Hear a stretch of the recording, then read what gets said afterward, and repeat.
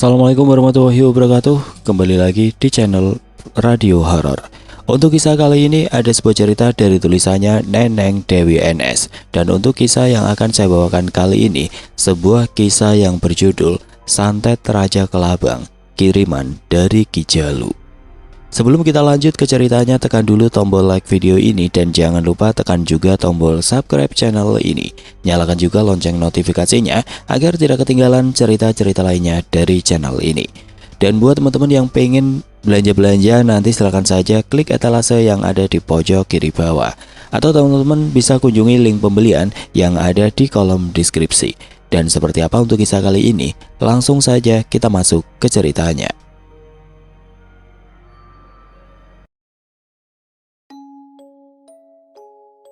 Garut Selatan sekitaran tahun 2000. Pertarungan perdana antara Ki Jalu dengan Miftah menjadi sebuah teguran kecil buat dukun santet dari tanah Pasundan itu. Agar jangan bersikap sombong dan merasa dirinya paling hebat. Apalagi dia belum apa-apa sudah meremehkan lawan.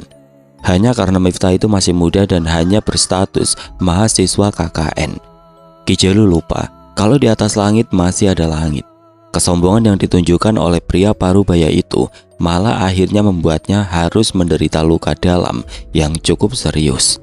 Malam itu cahaya rembulan mulai terlihat semakin memudar, namun suara lolongan anjing dan riuhnya suara binatang malam masih terus terdengar bersaut-sautan. Di antara keremangan sinar rembulan yang menaungi sebuah pohon kelapa yang berdiri dengan gagahnya, seorang laki-laki parubaya berjanggut panjang tampak tertelungkup, tidak berdaya di atas tanah.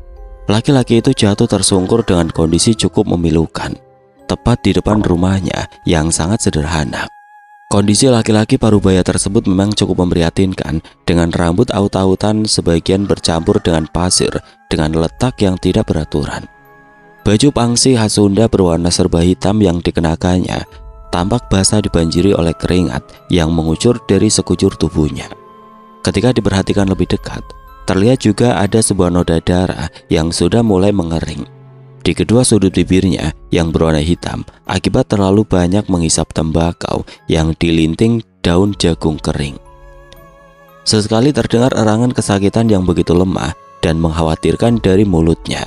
Meski tubuhnya tidak bergerak, hanya nafasnya yang terlihat naik turun meski sedikit lemah, yang menandakan bahwa laki-laki parubaya itu masih hidup. Sepertinya memang belum waktunya dia dijemput oleh maut. "Bu, Ambu!" Suara laki-laki itu terdengar lirih memanggil-manggil nama seseorang. Sebuah suara yang lemah bahkan nyaris menyerupai bisikan keluar dari bibirnya. Tidak terdengar sautan dari dalam rumah, bahkan pintu rumah sederhana itu pun tidak kunjung terbuka. Laki-laki yang masih terbaring lemah tersebut akhirnya pasrah. Tidak lama kemudian dia pun jatuh pingsan setelah sempat muntah darah. Tidak lama berselang, pintu rumah sederhana itu pun terbuka. Seorang perempuan cantik dan bertubuh singset berusia 30 tahun dengan rambut panjang tergelung langsung berteriak histeris ketika mendapati suaminya dalam kondisi tertelungkup beralaskan tanah. "Mbah, Abah!" Pekik perempuan itu yang tidak lain adalah Bu Jamila. Dia terlihat shock melihat kondisi laki-laki itu dan langsung berlari ke arah tubuhnya tertelungkup. "Abah, bangun, Mbah! Duh, Abah teh kenapa atuh? Ini wajah sama badan Abah kenapa penuh luka dan berdarah begini?" Selanjutnya seraya memegangi wajah dan tubuh laki-laki di hadapannya dengan perasaan khawatir yang tidak bisa dia sembunyikan dari paras cantiknya. Lalu dia goyang-goyangkan tubuh laki-laki tersebut karena yakin dia masih hidup. Laki-laki parubaya tersebut melengut sebentar, lalu kembali terbatuk-batuk. Batuknya masih bukan batuk biasa, melainkan batuk berbentuk darah hitam kental yang menandakan kalau luka dalam yang dialaminya bukanlah luka dalam biasa. Bantu Abah masuk ke dalam rumah, Ambu," kata laki-laki itu dengan suara pelan dan lemah, seraya menyusut sisa darah yang barusan menempel di sudut bibirnya.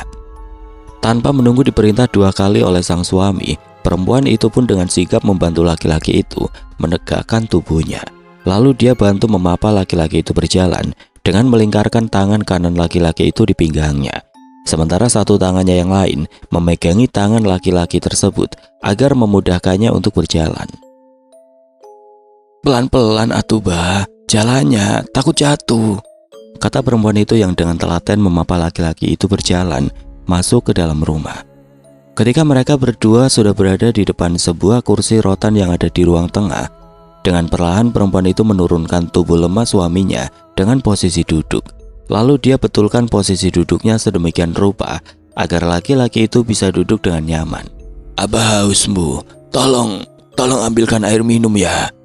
Suara lemah laki-laki itu tiba-tiba terdengar di telinganya. Laki-laki itu berkata seraya mengusap-ngusap tenggorokannya, menandakan dia memang benar-benar sangat kehausan. "Baik Abah, tunggu sebentar ya, biar Ambu segera ambilkan. Abah jangan kemana-mana dulu, nanti jatuh. Duduk saja di sini." Jawab perempuan cantik beralis tebal tersebut, sambil langsung tergesa melangkah masuk menuju ke dapur. Raut kekhawatiran tergurat jelas di wajah cantiknya. "Awas maneh bocah ingusan. Aing belum kalah. Aing bersumpah akan membalas maneh. Aing pastikan maneh akan mati di tangan Aing nanti."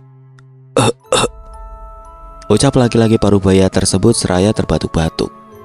Tidak lama kemudian perempuan muda tadi muncul dengan tergopoh-gopoh membuat sebuah muk berukuran besar yang dia pegang dengan kedua tangannya karena takut tumpah.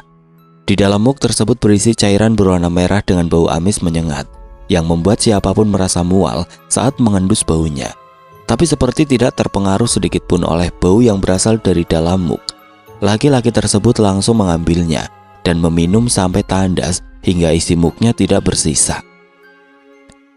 Bahkan sisa lelehan berwarna merah kental di sudut bibirnya pun langsung diseka laki-laki itu dengan ujung lidahnya, seperti sedang meminum minuman yang rasanya enak dan sayang untuk dibuang. Ya, laki-laki parubaya itu adalah Ki Jalu. Sementara Ki Jalu benar-benar terkuras energinya dan hampir saja tewas dengan jantung remuk dan dada bolong akibat pukulannya sendiri yang mental berbalik menyerang dirinya. Sebuah pukulan yang awalnya dia tunjukkan untuk menghabisi Miftah, remaja indigo yang dibantu kodam penjaganya yang sakti mandraguna bernama Raden Jayaraga. Kini Ki Jalu menyadari kebodohannya yang terlalu meremehkan lawan. Rupanya Ki Jalu juga lupa untuk memagari tubuhnya dengan pagar gaib hingga hampir saja dia kehilangan nyawanya sendiri di tangan pemuda yang sedang KKN di desanya itu. Sedangkan perempuan muda yang dari tadi setia merawatnya adalah Bu Jamila, istri keduanya. Ki Jalu memanggil sang istri Ambu yang dalam bahasa Sunda artinya ibu. Sedangkan Bu Jamila memanggil Ki Jalu dengan sebutan Abah yang artinya bapak. Mengingat usia Ki Jalu yang terpaut hampir 30 tahun dengan usia Bu Jamila. Dalam air berwarna merah dengan bau amis memualkan yang tadi diminum Ki Jalu adalah darah segar dari ayam cemani yang baru saja disembelih Bu Jamila.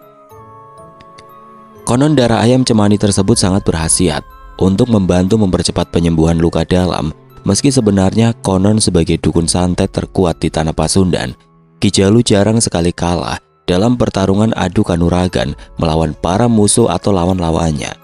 Yang ada malah merekalah yang lebih dulu tewas mengenaskan terkena santet mematikan yang dilancarkan Ki Jalu dari jarak jauh.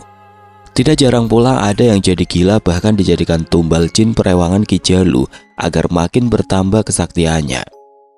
Namun kali ini Ki Jalu sepertinya sedang apes berkat kebodohannya sendiri yang terlalu meremehkan lawannya karena berhasil dikalahkan oleh remaja KKN pendatang dari kota Bandung yang bernama Miftah. Ki Jalu ingin segera memulihkan tenaga dalamnya kembali dengan meminum darah dari ayam cemani agar bisa segera balas dendam ke Miftah yang sudah mempermalukannya. Dia masih tidak terima dikalahkan, karena selama ini Ki Jalu yakin sekali semua jin perewangannya dan juga ilmu kanuraganya belum ada yang bisa menandingi.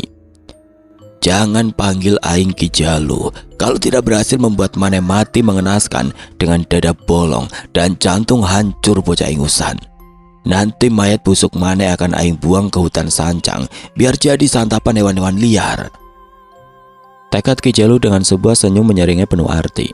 Ya, Ki Jalu membayangkan nanti setelah kondisinya pulih, dia akan langsung melancarkan aksi balas dendamnya dengan mengirim salah satu santet mematikan miliknya, yaitu santet Raja Kelabang, di mana nanti korbannya akan mati dengan dada bolong dan jantung hancur karena digerogoti ribuan kelabang gaib berukuran raksasa pemakan daging mentah. Tidak main-main, Ki Jalu juga hendak memanggil Gandarwa. Raja Gendrowo penghuni hutan Sancang dari Garut Selatan yang sudah lama jadi pengikutnya. Kesaktian Ganda Ruwa Wiyasa juga sudah tidak bisa lagi diragukan. Ki Jalu yakin sekali Ganda Ruwa Wiyasa juga pasti nanti akan bersemangat sekali menghabisi Miftah yang sudah menghabisi Wewe Gombel kekasihnya. Level kesaktian Ganda Ruwa Wiyasa ini jelas berbeda jauh di atas Wewe Gombel sang kekasih. Bahkan dulu dua orang dukun paling sakti di daerah Garut Utara dan Selatan tewas mengenaskan dengan tubuh tercapik-capik dan kepala pecah akibat diserang oleh Ganda Ruwa Wiyasa. Sementara sukma kedua dukun yang jadi musuh Ki Jalu tersebut diambil paksa oleh Ganda Ruwa Wiyasa, lalu dijadikan sebagai budak abadi di hutan Sancang, yang memang dikenal luas sebagai hutan yang sangat dikeramatkan oleh masyarakat Garut. Tiba-tiba suara Bu Jamila sang istri membuyarkan lamunan Ki Jalu.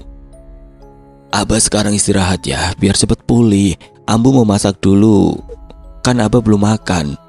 Ini ganti dulu baju pangsinya sama yang baru. Baju pangsi yang Abah pakai sudah basah sama keringat," kata Bu Jamila lembut, seraya mengungsurkan pakaian ganti yang barusan dia ambil dari kamar. Ki Jalu langsung menoleh ke arah Bu Jamila.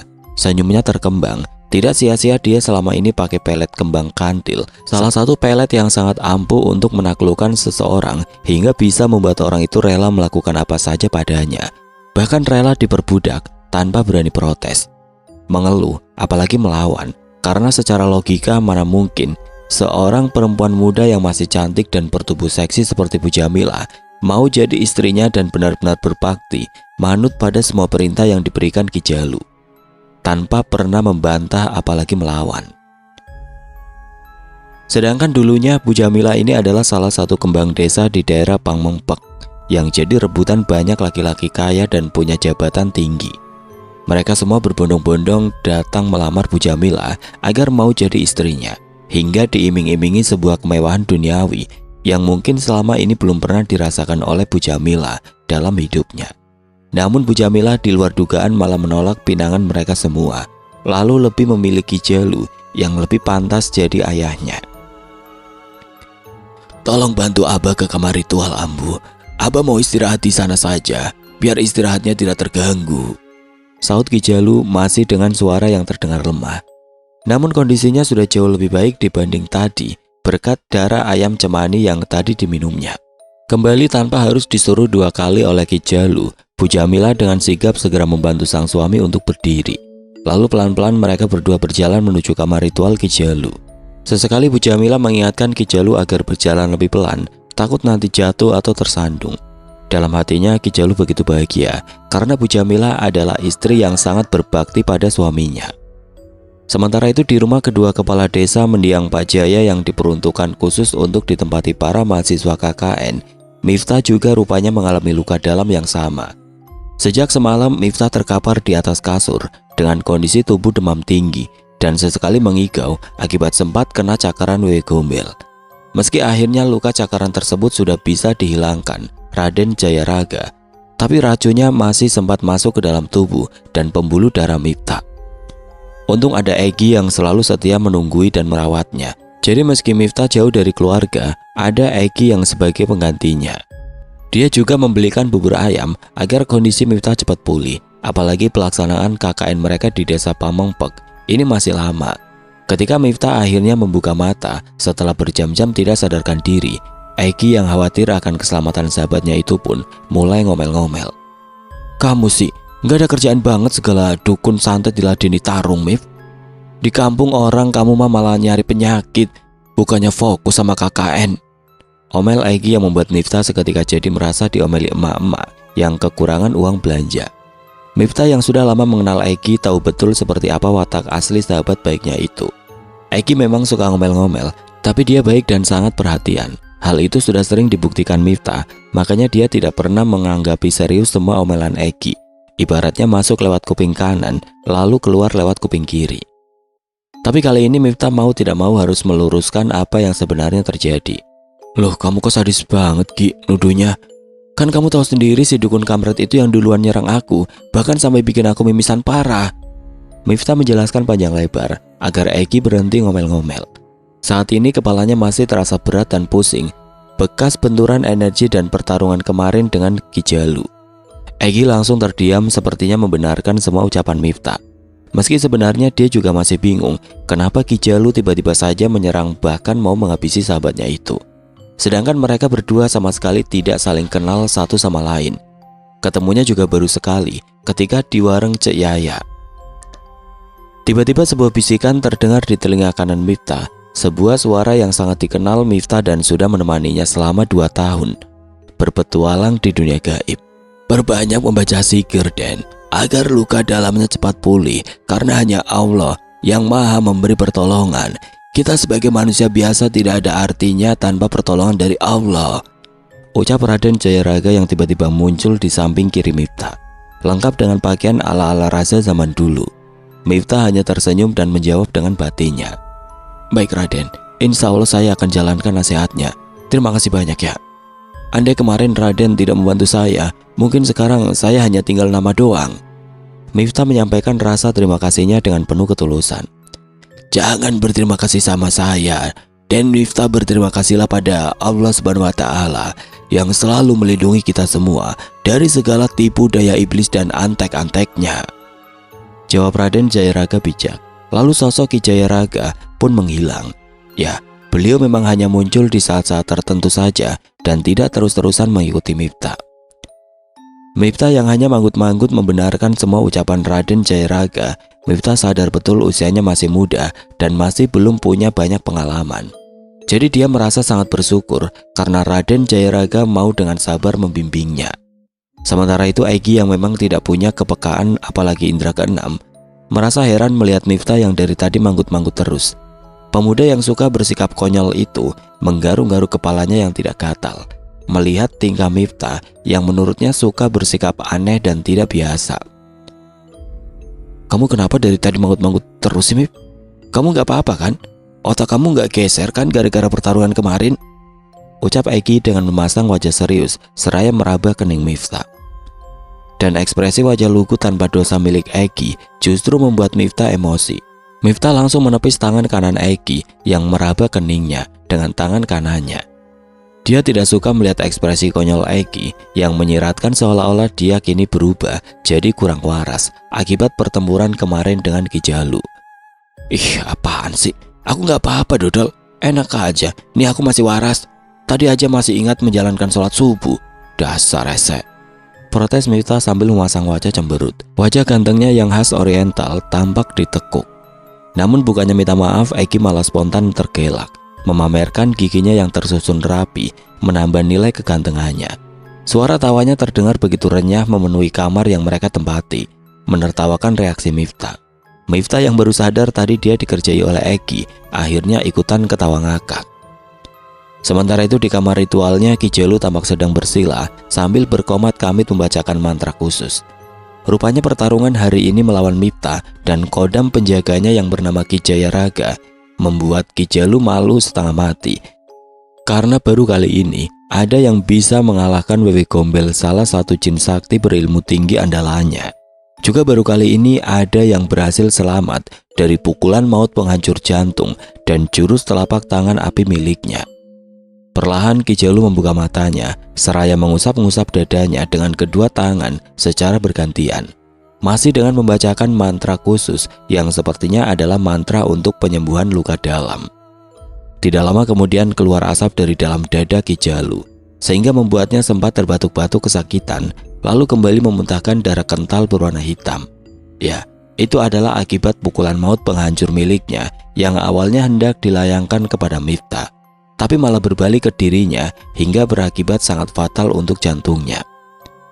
Untuk beberapa saat terdengar suara geraman dari bibir Ki Jalu yang sungguh membuat bulu kuduk merinding. Jelas itu bukanlah suaranya, tapi berasal dari salah satu suara jin perewangan yang selama ini mendiami tubuhnya lewat ritual tertentu. Ki Jalu menggelepar-gelepar dengan mata membeliak dan mulut megap-megap seperti seekor ikan yang sekarat karena dilemparkan ke daratan. Disusul suara erangan kesakitan yang begitu menyayat hati bagi siapapun yang mendengarnya. Kemudian, brak! Tubuh Ki Jalu tiba-tiba ambruk dengan posisi terjungkal seperti orang yang sedang sujud dan kepala membentur lantai. Anehnya meski kepalanya terbentur cukup keras ke lantai, tapi sama sekali tidak mengeluarkan darah, apalagi luka-luka. Bahkan luka lecet pun tidak ada. Akan tetapi tidak lama berselang, muncullah asap pekat berwarna merah menyelubungi seluruh tubuh Ki Jalu. Hingga kepalanya sempat mengeluarkan asap, seperti ada bagian tubuh Ki Jalu yang terbakar dari dalam. Bau gosong seperti ada benda terbakar pun memenuhi kamar ritual. Kemudian semua ritual pembuangan sisa racun tenaga dalam itu pun diakhiri dengan sebuah teriakan keras Ki Jalu yang seperti melepaskan sesuatu dari dalam mulutnya. Ajaib, sebelum benda berbentuk gulungan kawat berduri tajam sebesar kepalan tangan orang dewasa pun sontak keluar meloncat begitu saja dari dalam mulut Ki Jalu. Lalu asap pekat berwarna merah tadi spontan menyambarnya. Menggulungnya perlahan membentuk sebuah putaran layaknya gasing. Lalu terdengarlah sebuah suara ledakan cukup dahsyat. Ki Jalu pun kembali jatuh tersungkur, kali ini dengan posisi terlentang. Sesaat setelah suara ledakan tersebut terdengar dan gulungan kawat berduri tadi terlempar jauh, berubah menjadi serpian-serpian kecil sebelum terbakar. Raja Kelabang, datanglah, segera temui Aing. Aing memanggil maneh, ucap Ki Jalu yang perlahan bangun dan memegangi kepalanya yang masih terasa pusing. Suasana hening dan mencekam tiba-tiba menyeruak di dalam kamar ritual milik Ki Jalu. Disusul kemunculan sosok makhluk besar setinggi pintu yang berwujud kelabang berukuran sangat besar. Makhluk itu berjalan dengan merayap perlahan dengan ratusan kaki yang mempercepat langkahnya. Bentuk kakinya mirip dengan kaki manusia biasa, namun jumlahnya mencapai ratusan hingga akan membuat siapapun yang melihatnya jadi bergidik ngeri karena tubuhnya mengandung racun yang mematikan. Warna tubuhnya yang coklat kekuningan terlihat samar di ruangan yang minim penerangan tersebut. Itulah sosok yang bernama Raja Kelabang yang merupakan sumber salah satu jenis santet mematikan yang dimiliki oleh Ki Jalu.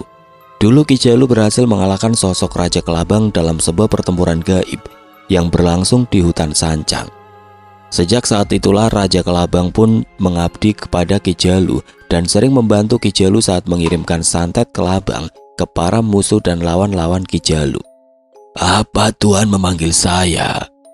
tanya Raja Kelabang seraya mengatupkan kedua tangannya di atas kepala, pertanda hormat kepada Ki Jalu yang masih duduk lemas dengan mata terpejam.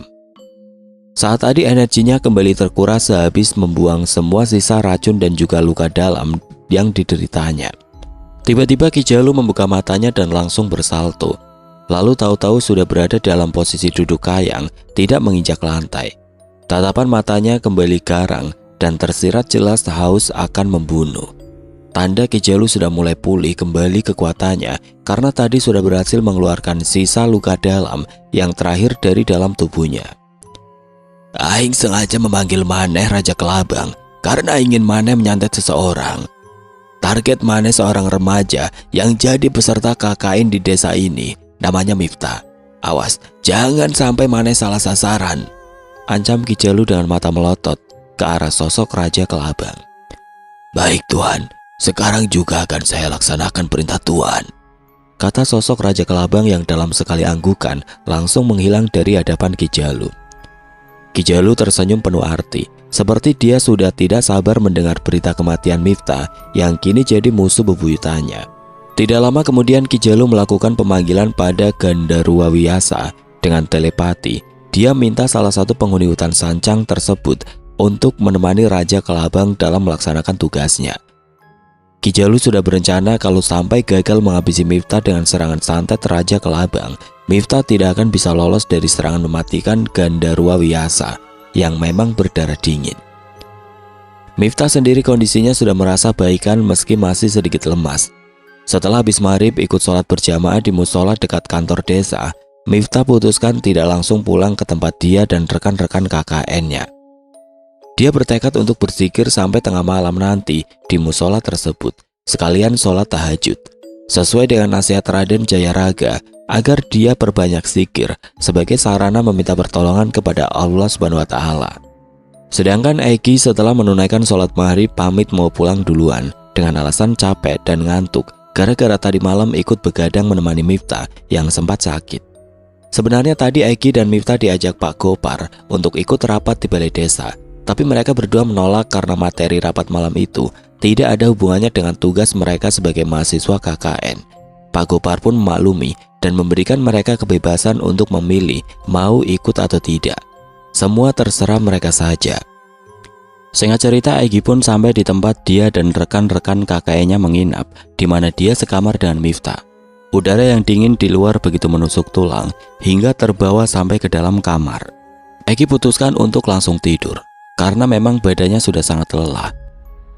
Dia sempat selingukan mencari selimutnya dan baru ingat kalau tadi siang selimutnya itu dia cuci dan sekarang belum kering. Pas melihat jaket tebal milik Miftah tergantung, Egy putuskan untuk memakainya. Miftah, jaket aja dijahit bordir pakai nama dia segede gaban gini. Udah kayak orang mau nyalek. Mana tulisan namanya dibordir di bagian depan lagi. Itu anak emang noraknya nggak ada obat.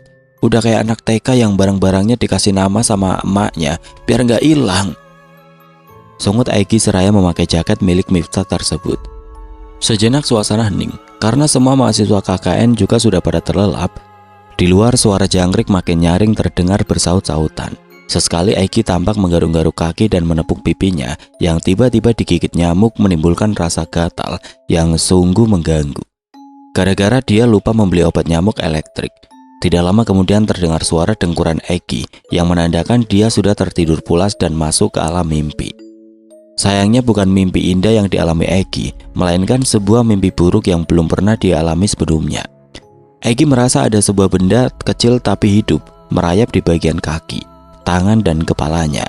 Dan benda kecil itu juga merayap menyelusup masuk ke dalam jaket yang dikenakannya. Makin lama Egy merasakan benda-benda kecil yang merayap itu semakin banyak, seakan memenuhi seluruh tubuhnya. Bahkan ada masuk yang ke dalam telinganya dan menggigit gendang telinganya hingga membuat Egy terpekik kesakitan. Refleks memegangi telinganya, lalu dia pun terbangun. Astagfirullah, kelabang, ih! Egy spontan berteriak histeris saat sadar kini ratusan kelabang tahu-tahu sudah mengerumuni sekujur tubuhnya. Bahkan kini telinganya mulai mengucurkan darah segar dengan rasa sakit yang luar biasa.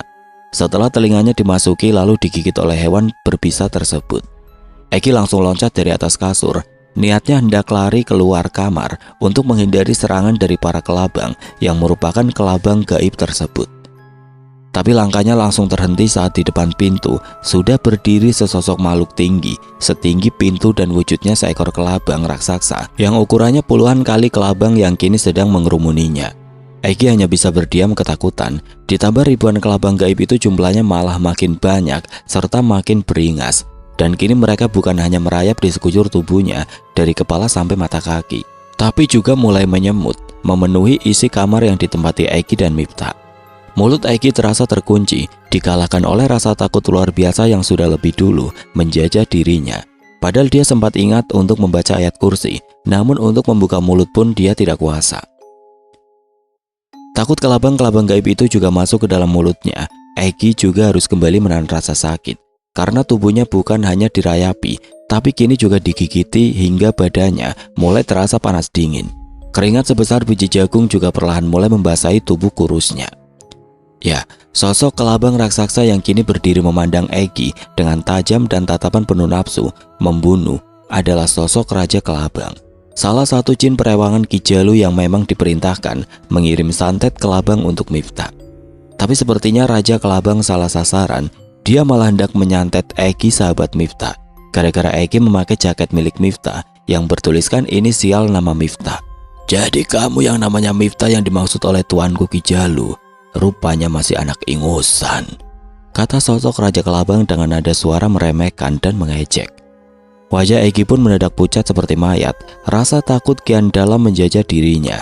Kini dia sadar bahwa dirinya sedang berada dalam bahaya besar yang sudah pasti mengancam keselamatan nyawanya.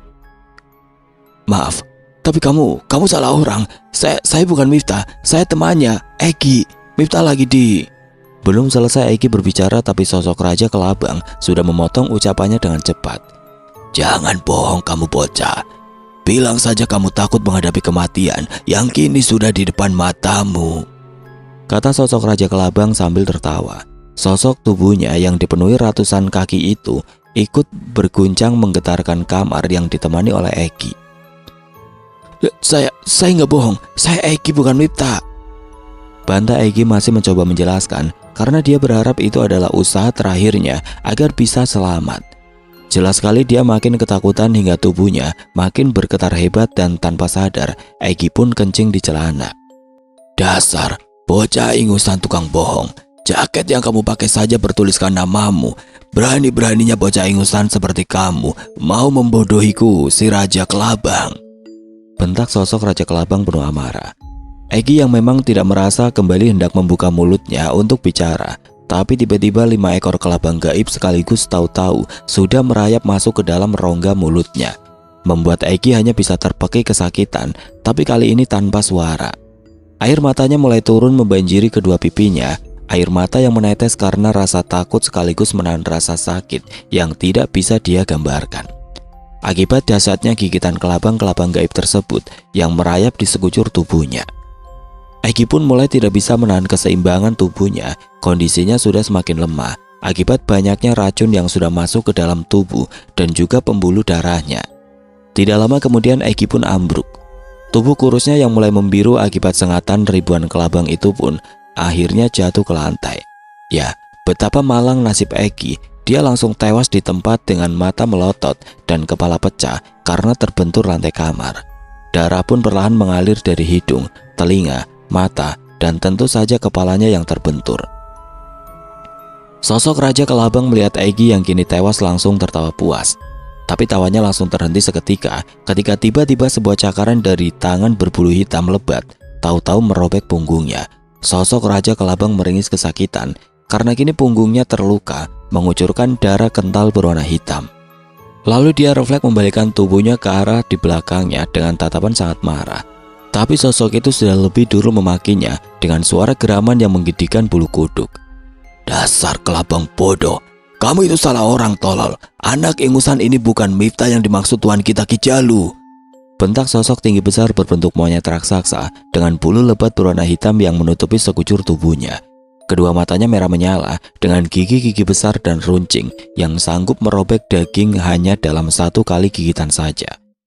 Sosok itu bicara kembali terus menggeram, menandakan dia sangat murka akan kebodohan sosok Raja Kelabang. Ya, dia adalah Gandarwa Wiyasa, sosok Raja Gendruwo penguasa hutan Sancang Garut, yang memang sengaja dipanggil Ki Jalu untuk membantu Raja Kelabang menghabisi Miftah. Gandarwa Wiyasa langsung menyusul sosok Raja Kelabang setelah tahu jin perewangan yang punya ratusan kaki itu sudah salah sasaran dalam menyantet. Namun bukannya mengakui kesalahannya, sosok Raja Kelabang malah balik memaki Gandarwa Wiyasa. Ya, namanya saja jin kafir, pasti sifat utamanya itu sombong dan tidak mau kalah. Dasar monyet hitam, kalau ngomong seenaknya, jangan mentang-mentang kamu jadi salah satu penguasa hutan Sancang, bisa seenaknya menuduh. Aku akan adukan kamu ke tuanku Ki Jalu karena tadi dengan sengaja menyerangku dari belakang hingga melukai punggungku. Sungut sosok Raja Kelabang dengan posisi siap-siap mau menyerang. Namun ancaman sosok Raja Kelabang sama sekali tidak membuat Gandarwa Wiyasa gentar. Dia malah balas mengejek sosok Raja Kelabang. Aku tidak takut, silakan saja kau adukan ke tuanku Ki Jalu. Aku yakin kaulah yang akan dihabisi tuanku Ki Jalu karena sudah salah mengirim santet. Kini musuh kita malah masih hidup, asik bersikir di musola sana. Saut Gandarwa Wiyasa dengan jumawa. Akan tetapi lagi-lagi sosok Raja Kelabang memang keras kepala dan tidak mau mendengar pendapat orang lain, apalagi nasihat. Dia terlanjur merasa hebat dengan kesaktian yang dimilikinya hingga merasa dirinya rendah bila harus mendengar pendapat orang lain.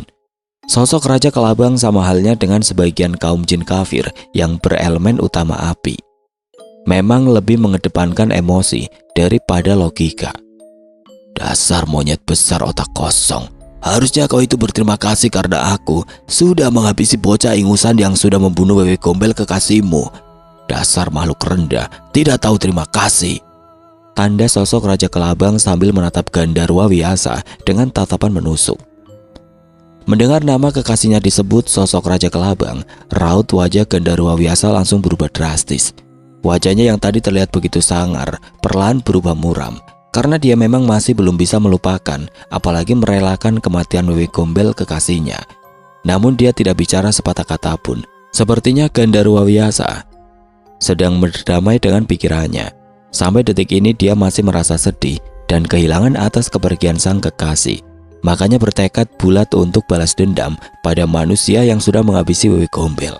Untuk beberapa saat suasana hening. Kedua jin perewangan berilmu tinggi anak buah Ki Jalu itu pun sama-sama terdiam.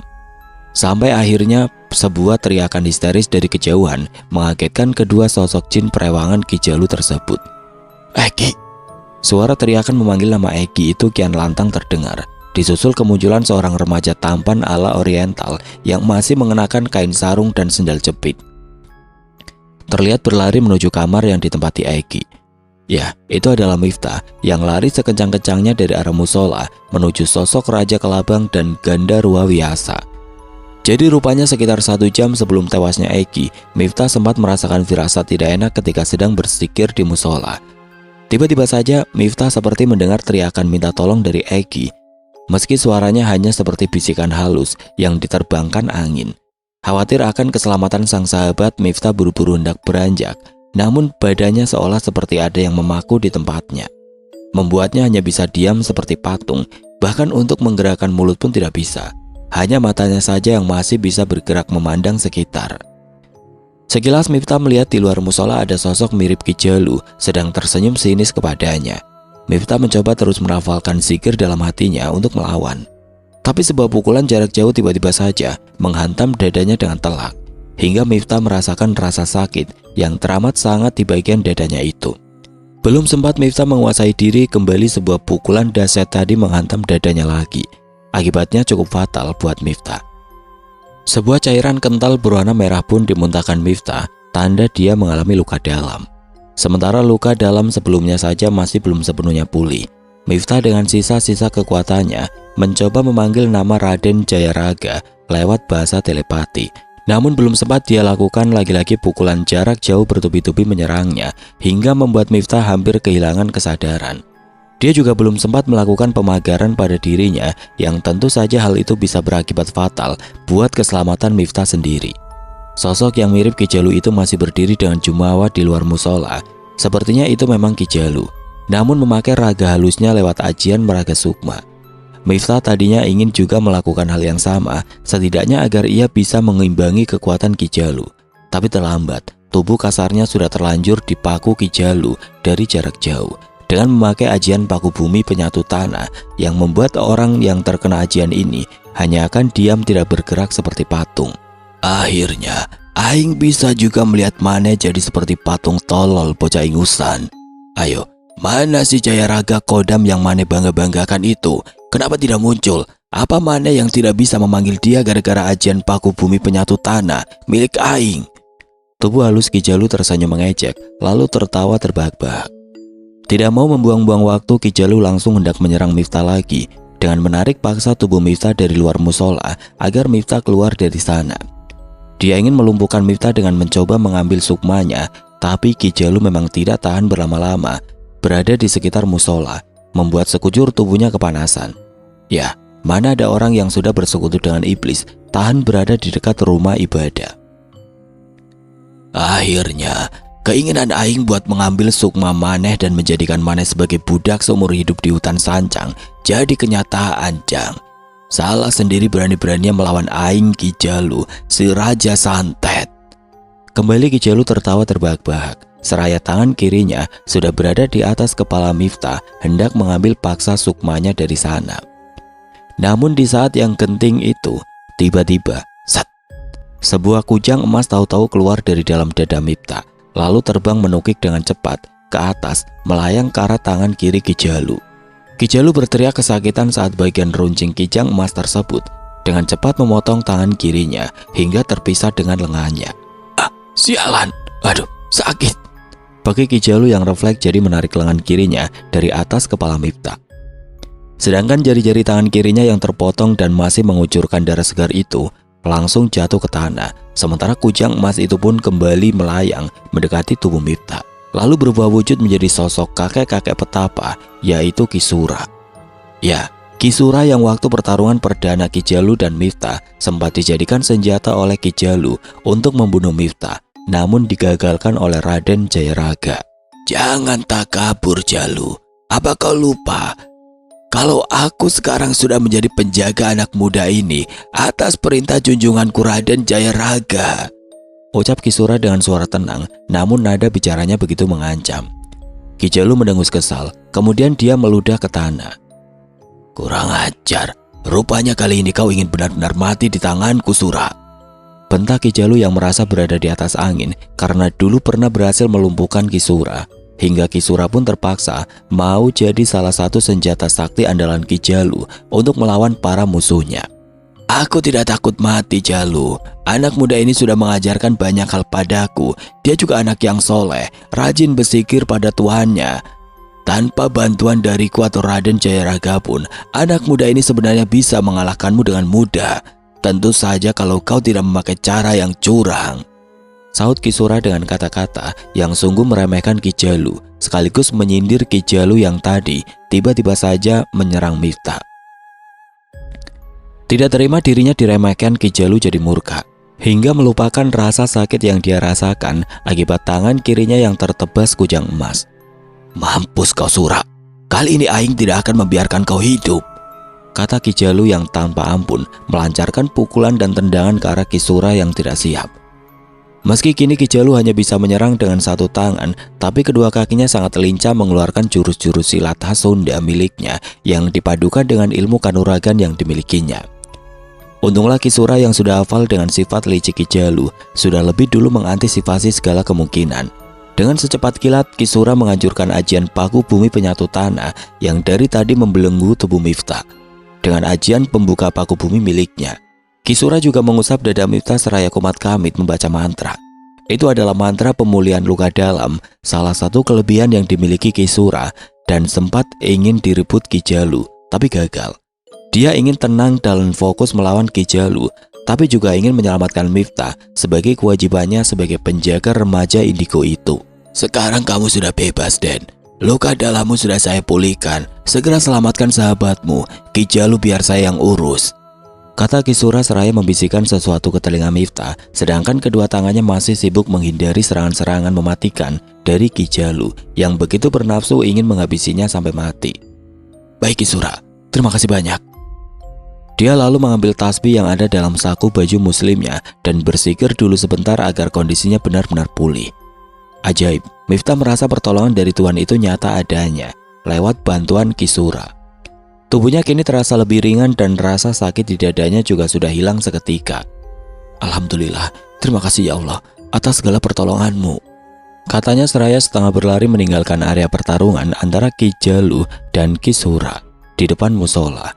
Baru melangkah sekitar 10 langkah, tiba-tiba Miftah merasakan kehadiran Raden Jayaraga yang ikut berlari di sampingnya. Raden Jayaraga? Iya, Den. Maafkan saya tidak membantu Aden. Saya ingin Den Miftah belajar berusaha sendiri tanpa mengharapkan bantuan saya. Saya juga ingin menguji kesaktian Ki Sura. Takut dia merasa terpaksa jadi pendamping Aden. Tapi rupanya Ki Sura bisa dipercaya. Bahkan dia sudah membantu memulihkan luka dalam Den Miftah, kata Raden Jayaraga. Dia terlihat lega karena kekhawatiran akan pengkhianatan dari Ki Sura tidak terjadi. Miftah manggut-manggut tanda paham maksud baik dari Raden Jayaraga. Singkat cerita, Miftah ditemani Raden Jayaraga sudah sampai di tempat tinggal Egi dan rekan-rekan KKN. Dari kejauhan Miftah sudah bisa merasakan ada energi hitam yang akan menyambutnya. Tapi Miftah kali ini sudah mempersiapkan segalanya, termasuk menyiapkan pagar gaib buat dirinya untuk meminimalisir efek penyerangan. Hati-hati, Den. Dua makhluk kaki tangan Ki Jalu ini ilmu kanuraganya cukup tinggi, tapi bukan berarti mereka berdua tidak punya kelemahan. Raden Jayaraga mencoba mengingatkan Miftah. Miftah pun hanya menjawab dengan anggukan, hatinya semakin gelisah memikirkan Egi. Egi, panggil Miftah dari luar pintu masuk. Tapi langkah Miftah sudah dihadang oleh sosok Raja Kelabang dan Gandarua Wiyasa. Wajah Gandarua Wiyasa langsung berubah merah padam penuh kemarahan ketika melihat kedatangan Miftah. Oh, ini bocah ingusan yang sudah menghabisi kekasihku. Sungguh besar sekali nyalimu, bocah. Berani datang mengantar nyawa ke sini. Ejek Gandarua Wiyasa masih dengan tatapan tajamnya yang seakan ingin menelanjangi Miftah. Namun Gandarua Wiyasa juga tidak bisa memungkiri kalau dia bisa merasakan ada sesuatu yang berbeda dari remaja yang ada di hadapannya kini. Sebuah kekuatan tersembunyi yang bila meledak akan mampu meluluhlantakan siapapun yang jadi lawannya. Mifta tidak bergeming. Dia tidak mengindahkan ucapan Gandharwa Vyasa yang jelas-jelas sudah menghina dan merendahkannya. Ia lebih fokus untuk mencari Eki, karena dari tadi dia sama sekali tidak melihatnya. Padahal biasanya meski sedang tidur pun Eki kalau dipanggil pasti akan terbangun. Namun kali ini sungguh berbeda, membuat perasaan anak itu tidak enak. Apalagi dia ingat betul, tadi sebelum pamit pulang duluan habis sholat maghrib di musola, Eki sempat mengucapkan kata-kata seperti semacam perpisahan. Maafin aku ya Mip, karena sudah bawel sama kamu. Aku harap kamu jaga diri baik-baik ya. Jangan lupa doain aku. Kata-kata Eki kini terngiang kembali di telinga Mifta, membuatnya yakin pasti ada hal buruk yang sudah menimpa sahabatnya itu. Mifta sejenak termenung. Namun suara bentakan Gandharwa Vyasa mengagetkan Mifta. Hei, bocah ingusan, apa kau sudah siap mati di tanganku? Ingat, kau sudah membunuh kekasihku. Nyawa harus dibayar dengan nyawa. Rasakan ini. Tanpa menunggu jawaban dari Mifta, Gandharwa Vyasa langsung mengarahkan kedua tangannya ke arah leher Mifta dengan tujuan untuk mematahkan leher lalu membanting tubuhnya. Akan tetapi Mifta yang belajar dari pengalaman pahitnya tadi saat diserang oleh Ki Jalu hingga membuatnya lemah, sudah terlebih dulu mengantisipasi dengan membacakan surat-surat pemagaran tubuh agar tidak gampang tumbang ketika diserang lawan. Mifta mencoba menghindar dengan cara memutar tubuhnya. Lalu kaki kanannya menendang perut Gandharwa Vyasa hingga cekikan kedua tangannya di leher Mifta langsung terlepas. Gandharwa Vyasa terlihat marah, serangannya gagal total. Ternyata kau lumayan jago juga bocah ingusan, tapi bukan berarti aku mengaku kalah secepat itu. Gandharwa Vyasa menghantamkan kakinya ke tanah hingga menimbulkan getaran cukup dahsyat. Tubuh Mifta sempat oleng hampir jatuh akibat hilang keseimbangan. Tapi segera bisa tegak berdiri setelah membaca ayat kursi dengan lantang. Tiba-tiba saja sosok Gandharwa Vyasa berubah wujud menjadi 2 kali ukuran tubuhnya, membuat Mifta seperti berhadapan dengan seorang raksasa. Disusul munculnya sebuah palu gada berukuran sangat besar dengan duri-duri runcing di sekelilingnya. Hati-hati Den, jangan sampai kamu terkena sabetan palu gada makhluk itu. Suara Raden Jayaraga tiba-tiba terdengar halus di telinga Mifta. Mifta hanya mengangguk. Baik Raden, tolong jaga raga kasar saya Raden. Saya mau meraga sukma agar bisa leluasa menyerang makhluk jelek ini, ucap Mifta dalam hati ke Raden Jayaraga. Dengan sigap Raden Jayaraga kembali memasang 2 lapis pelindung ke raga kasar Mifta yang sedang dalam posisi bersila. Allahu Akbar, la haula wala quwata illa billah, kun fayakun. Teriak Mifta seraya melepaskan sarungnya, lalu mencabut sabuk kulit yang terpasang di pinggangnya. Ya, itu bukan sabuk biasa, melainkan sabuk pemberian mendiang kakeknya. Konon lecutan sabuk itu sangat ditakuti oleh para penghuni alam gaib. Kalau sampai terkena lecutannya, akan membuat sosok makhluk gaibnya jadi terbakar hebat, lalu berubah jadi butiran debu. Gandharwa Vyasa sempat kaget kala melihat sabuk itu, rupanya dimiliki oleh Mifta. Namun rasa dendam akibat kehilangan sang kekasih membuatnya nekat untuk terus menyerang Mifta dengan mengarahkan palu gadanya ke arah kepala Mifta, dengan harapan bisa membuat kepala Mifta hancur terbelah.